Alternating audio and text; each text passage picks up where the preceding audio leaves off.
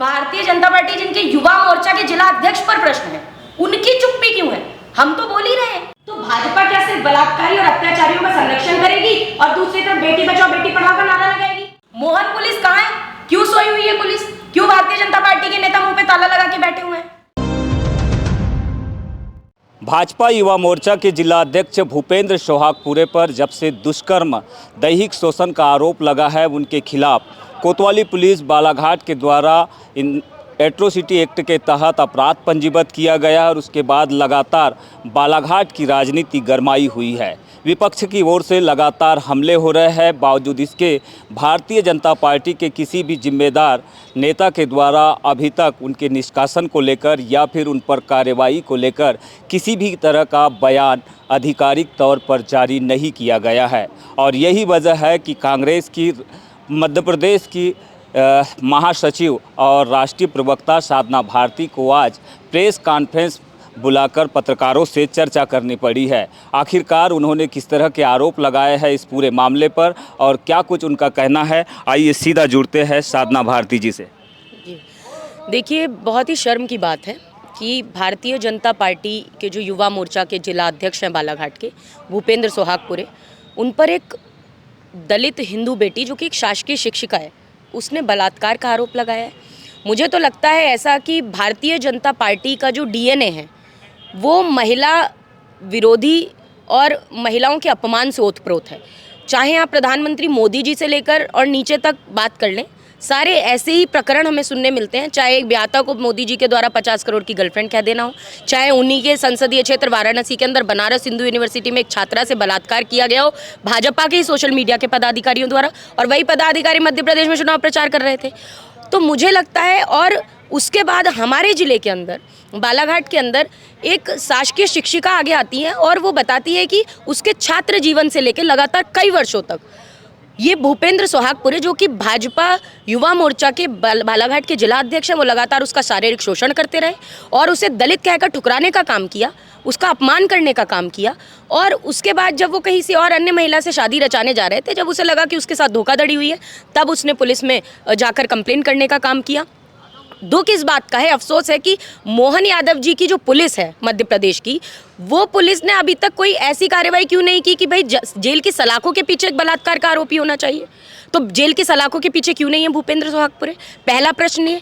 दूसरा प्रश्न ये कि भारतीय जनता पार्टी की तरफ से उन्हें निष्कासित कर देना चाहिए था तत्काल, लेकिन एक बलात्कार के आरोपी को निष्कासित क्यों नहीं किया गया? क्या इसका यह अर्थ मान लिया जाए कि भारतीय जनता पार्टी जैसे हमेशा से गुजरात में बलात्कारी को संस्कारी बताती है, दिल्ली में ब्रजभूषण शरण सिंह का जो पॉक्सो एक्ट लगता है उसके बाद भी उसकी गिरफ्तारी नहीं कराती है, एक कहीं ना कहीं पुलिस से बलात्कार का जो आरोप लगाती है, यौन शोषण का आरोप लगाती है, ऐसी पहलवान बेटियों को पुलिस से सड़कों पर पिटवाती है, तो ऐसी भाजपा ने क्या फिर एक बार बलात्कार के आरोपी का संरक्षण करने का काम किया है बालाघाट में, ऐसा करके कि कोई किसी भी तरह की कार्रवाई क्यों नहीं हुई? क्यों निष्कासन नहीं किया? क्यों बर्खास्त नहीं किया गया? और क्यों अभी तक ना सांसद महोदय का बयान आता है, ना जिलाध्यक्ष महोदय का बयान आता है? क्यों चुप्पी साधने का काम करते? मुंह पर ताला क्यों लगा लिया जाता है? ये मुझे लगता है प्रश्न है। एक बात जरूर है, अभी आप देखेंगे भाजपा की सांसद को, नेताओं को, भाजपा के मध्य प्रदेश के अध्यक्ष महोदय हो चाहे जिलाध्यक्ष, बेटी बचाओ बेटी पढ़ाओ का नारा लगाते हैं। अरे ढोंग करना बंद कीजिए, ये बताएं कि बेटियां किससे बचाएं? भाजपा के कुलदीप सिंह सेंगर से बेटियां बचाएं, भाजपा के बलात्कारी विधायक राम दुलार से बेटियां बचाएं, भाजपा के पूर्व गृह राज्य मंत्री चिन्मयानंद से बेटियां बचाएं, भाजपा के यौन शोषण के आरोपी प्रज्वल रेवन्ना से बेटियां बचाएं, भाजपा के इन व्यभिचारी पदाधिकारियों से बेटियां बचाएं, या फिर भाजपा के बालाघाट के भाजपा के युवा मोर्चा के जिला अध्यक्ष भूपेंद्र सोहागपुरे से बेटियां बचाएं? किससे बेटियां बचाएं ये बताएं। तो मुझे लगता है आज बेटियों को इन्हीं से बचाना पड़ रहा है, भाजपा के व्यभिचारी पदाधिकारियों से बचाने की नौबत आ गई है। तो पहले तो भाजपा को सामने से आकर इस पर कहीं ना कहीं बताना चाहिए कि उनका क्या स्टेप है, कब निष्कासन और बर्खास्तगी की जाएगी और जेल की सलाखों के पीछे आरोपी कब होगा, ये मुझे लगता है बहुत आवश्यक है। और उस दलित एफआईआर में स्पष्ट तौर पर देखने मिला है कि लड़की ने अपनी पूरी प्रेम कहानी दर्ज की है।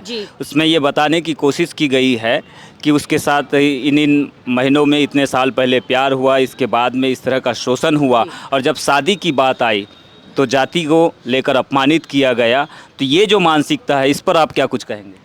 देखिए, यही मानसिकता की बात कर रही हूँ मैं। ये भारतीय जनता पार्टी की वो मानसिकता है जो संघ से जुड़ती है।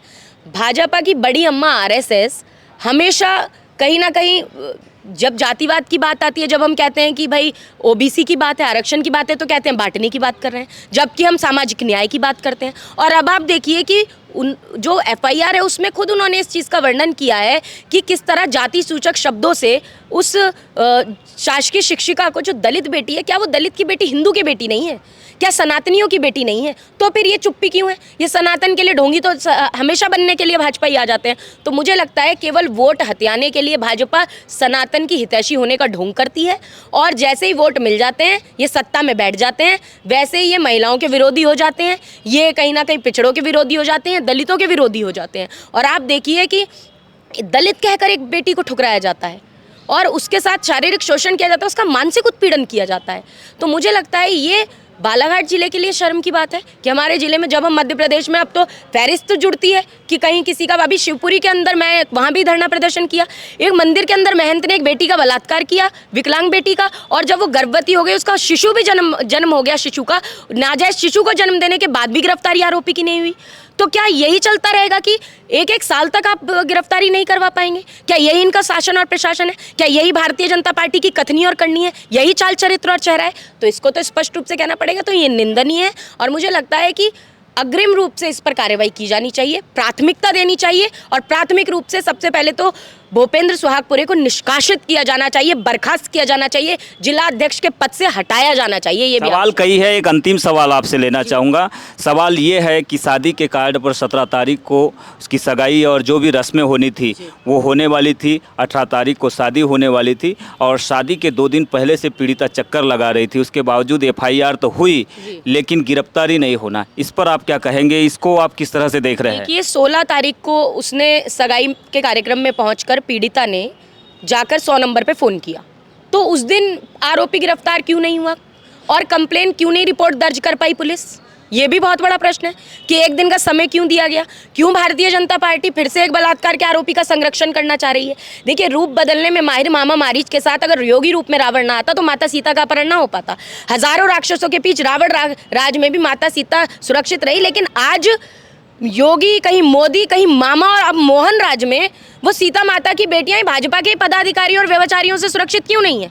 तो ये प्रश्न है, और मुझे लगता है इसका उत्तर तभी मिल पाएगा जब ऐसे व्यभिचारियों को जेल की सलाखों के पीछे डाला जाएगा। और मैं अंतिम बात ये कहूँगी कि कांग्रेस ने अग्रिम होकर अग्रणीय भूमिका निभाकर इसमें हमने आवाज़ उठाई है, चाहे मध्य प्रदेश कांग्रेस कमेटी हो, चाहे हमारे जिलाध्यक्ष महोदय हो, उन्होंने भी आगे आकर इस पर निंदा की है। और हमने ये कहा है कि अगर जेल की सलाखों के पीछे भारतीय जनता पार्टी युवा मोर्चा के जिला अध्यक्ष भूपेंद्र सुहागपुरे को जल्द से जल्द नहीं पहुंचाया गया, उनकी गिरफ्तारी नहीं हुई, तो हमें ज़रूरत पड़ेगी तो हम बालाघाट को बंद करेंगे, हम प्रदर्शन करने का काम करेंगे, सड़कों पर उतरने का काम करेंगे, लेकिन ऐसे व्यभिचारियों को उनकी सही जगह पहुंचाने का काम हम करके दिखाएंगे। तो मामला राजनीति से जुड़ा जरूर है, और इसी वजह से इस पर अब विपक्षी दल कांग्रेस की ओर से लगातार राजनीति भी हो रही है। मामला हाई प्रोफाइल भी है, और मामला अब तक भूपेंद्र सुहागपुरे की गिरफ्तारी नहीं होने से भी जुड़ा है। इसी को लेकर कांग्रेस मुखर है, और कांग्रेस की प्रवक्ता ने यहाँ पर प्रशासन को कहे या फिर भारतीय जनता पार्टी को सख्त लहजे में संदेश देने का काम किया है कि जब तक भूपेंद्र सुहागपुरे की गिरफ्तारी नहीं होती है, कांग्रेस अपने स्टैंड पर मजबूती से खड़ी रहेगी, और आगे भी वो इस पूरे मामले को लेकर बालाघाट बंद करने के लिए भी तैयार ही अगर करनी होगी तो उसको लेकर भी वो तैयार रहेगी। देखना यही होगा कि इस पूरे मामले पर जिस तरह की कहानी गढ़ी गई है, जिस तरह के आरोप प्रत्यारोप लगे हैं, आखिर इन सब के बीच पुलिस प्रशासन किस तरह की भूमिका अदा करता है, क्योंकि लगातार सवाल यहाँ पर पुलिस पर उठ रहे हैं, क्योंकि आरोपी की गिरफ्तारी आज 3 दिनों के बाद भी नहीं हो पाई है। विजिट मीडिया के लिए बालाघाट से यमलेश वंजारी।